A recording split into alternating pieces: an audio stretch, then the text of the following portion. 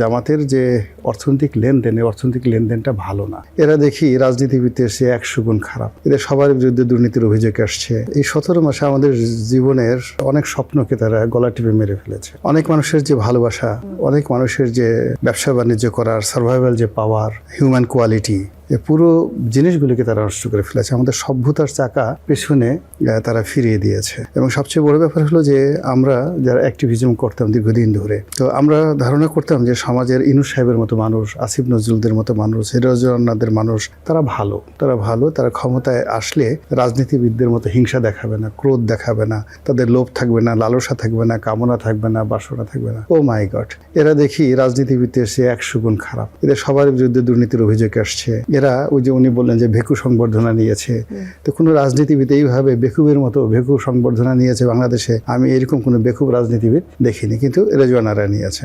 এরপরে এরা যে সমস্ত কর্মকাণ্ড করেছে, সেই কর্মকাণ্ড করার ফলে আপনি চিন্তা করুন যে শেখ হাসিনা ফ্যাসিস্ট সরকার, তার বিরুদ্ধে অনেক অভিযোগ, কিন্তু সে 2 লক্ষ কোটি টাকা ঋণ রেখে গেছে। আর বাণিজ্য উপদেষ্টা বশির বলল যে 23 লক্ষ কোটি টাকা নাকি ঋণ হয়ে গেছে। সত্য মিথ্যা জানি না, কিন্তু এটা কি করে হলো? এরপর দেখলাম অভ্যন্তরীণ জায়গা থেকে প্রায় 1.5 লক্ষ কোটি টাকা তারা ঋণ, মানে মুদ্রা ছাপিয়ে তারা 1.5 লক্ষ কোটি টাকা অভ্যন্তরীণ মার্কেট থেকে নিয়ে তারা নিজেদের জন্য খরচ করেছে। ডক্টর মোহাম্মদ ইউনূসের মতো একজন লোক, যিনি কিনা খদ্দরের পাঞ্জাবি পরেন, অনেক পুরনো একটা জুতা পরেন, এমন একটা ভাবসাব, এই মানুষ লন্ডনে গিয়ে এমন একটা রুমে থাকেন, 40 লাখ টাকা একটা রুমের ভাড়া। সেই এরকম এত 40 লাখ টাকা একটা রুমের মধ্যে থাকেন, তারপর আবার গ্রামীণ ব্যাংক করেন, ট্যাক্স ফাঁকি দেন। তো এই লোকের বিচার হবে না বাংলাদেশে?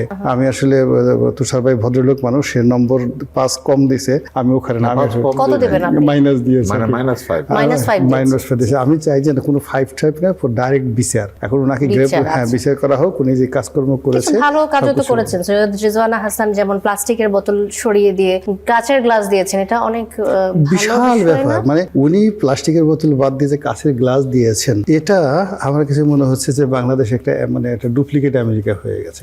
এই কাজের জন্য তাকে আরেকটা নোবেল পুরস্কার দেওয়া উচিত।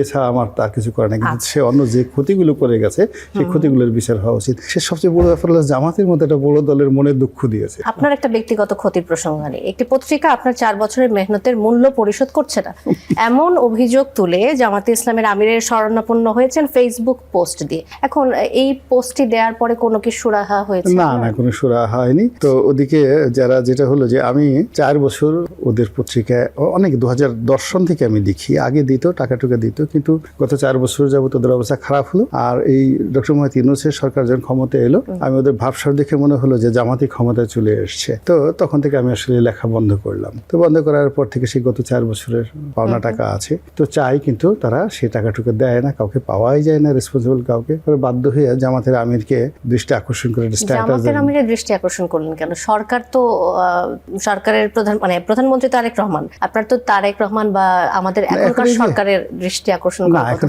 এটা হলো পাওনা হলো কি, মানে নয়াদিগন্ত মিডিয়া একটা পরিচালনা বোর্ড আছে, কিন্তু জামাত যে গুপ্ত সংগঠন হিসেবে তারা করে কি, যেমন ইসলামী ব্যাংকে তারা ওইরকম কোনো শেয়ার হোল্ডার না, কিন্তু চালায় তারা। তারপর শেষে আপনার আরো অনেক এরকম অসংখ্য সংগঠন, যে ইবনে সিনা, তারা কোনো মালিকানা নেই, কিন্তু চালায় জামাত। এরকম নয়াদিগন্ত যে পত্রিকাটা, এটাও মূলত জামাত প্রভাবাধীন। তো সেখানে জামাতের সমস্ত কিছু যিনি নিয়ন্ত্রণ করেন একক হতে, তিনি ডাক্তার শফিকুর রহমান। এই ভদ্রলোকের সঙ্গে আমার একটা ভালো সম্পর্ক, একটা সময় ছিল, পরিচয় ছিল। ওই অধিকার থেকে আমি আসলে তার দৃষ্টি আকর্ষণ করেছি। এখন অনেক হয়তো বলতে পারেন যে এটা আপনি তো প্রাইভেটলি তাকে একটা মেসেজ দিতে পারতেন, আপনি কেন এটা পাবলিকলি করলেন? পাবলিকলি করছি এই কারণে যে আমি চাই যে উনি ভবিষ্যতে আমিরুল মুমিনিন হোক, উনি চাই যে দেশের প্রধানমন্ত্রী হোক। তো সেক্ষেত্রে তারই একটা অর্গানাইজেশন একজন লেখকের 4 বছরের বেতন বাকি রেখেছে, তো it should be settle publicly. এটা পাবলিকলি, বিকজ এরকম যদি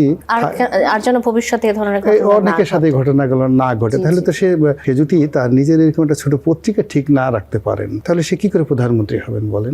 এমন আর কোন অর্গানাইজেশন আছে? আপনি গুপ্তর কথা বলছিলেন, গুপ্ত আর কোন আমাদের জানা মতে তারা আছেন পরিচালনায় এমন আর কিছু অনেকগুলো আছে? মানে বাংলাদেশের হয় কি তবে এটা আমার সাথে বরং সাবেক প্রধানমন্ত্রী শেখ হাসিনা ভালো বলতে পারবেন। জি। মানে মূলত আপনি পল্টন, নয়া পল্টন, পুরানা পল্টন এই এলাকাতে অসংখ্য কোম্পানি দেখবেন, যেখানে দেখবেন একটা জুতার দোকান, সেখানে 10-12 জনের লোক মিলে একটা কাজ করছে। তো এরা এইভাবে বহু মানুষের মানে জামাতের যে অর্থনৈতিক লেনদেন, এই অর্থনৈতিক লেনদেনটা ভালো না। আমি জাস্ট একটা উদাহরণ হিসেবে একটা গ্রুপের কথা বলি, মিশন গ্রুপ। তো মিশন গ্রুপ একটা ডেভেলপার কোম্পানি ছিল, জামাতের এটা মিশন গ্রুপ ছিল। তারা মানে বহু মানুষের বহু টাকা তারা গ্রহণ করেছে মানে এটাকে মাল্টিপারপাস মার্কেটিং এর মতো করে। অনেকটা মাল্টিপারপাস মার্কেটিং, যে এটা মানে বিভিন্ন মাল্টি লেভেল মার্কেটিং এর মতো সেক্টরে কাজ করার জন্য এরকম কিছু, নাকি মার্কেটিং এর মানে মানে বলতে পারবেন আপনি? মিশন গ্রুপ খুব বিখ্যাত। জি, তারা আচ্ছা, বহু মানুষের কাছ থেকে বহু টাকা পয়সা নিয়েছে এবং বহু মানুষ তাদের কাছে পাওনা এখনো কত হাজার কোটি টাকা বা কত শত কোটি টাকা তার কোনো হিসাব নাই। এরকম তাদের অনেকগুলো মানে জামাতের যে নামটি, মানে জামাতের যারা লোকজন তারা আবেগপ্রবণ হয়, কিন্তু তাদের যদি ফাইন্যান্সিয়াল ট্রানজাকশনটা, এই ট্রানজাকশনটা এখনো তারা ভালো করতে পারেনি। আচ্ছা এটা হলো বাস্তবতা। জি,